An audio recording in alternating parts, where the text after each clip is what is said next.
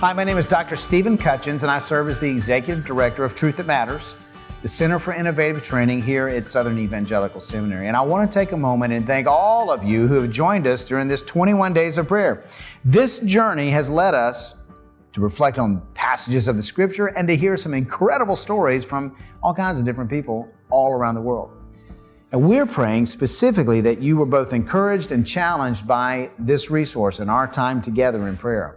I want to especially thank all the people on our team who worked to create the prayer guides, the content, as well as the individuals who agreed to be interviewed so that we could hear their stories. Each one of them was an incredible story. You know, it's not easy.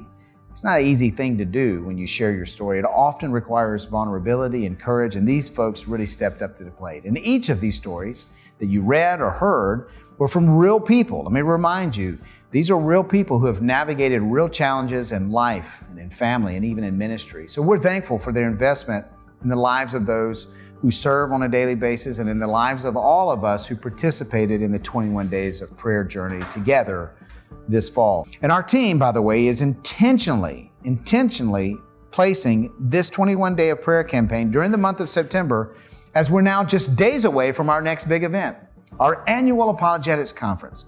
On October 11 and 12, hundreds of people will gather in Rock Hill, South Carolina for the time of worship and renewal that we've planned at the National Apologetics Conference this year. In fact, it's our 30th anniversary this year.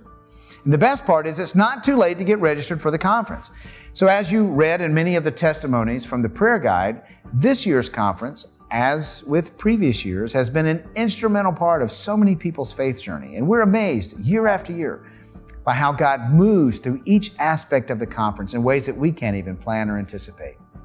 You know, apologetics is an invaluable resource to believers, but it's rarely pursued.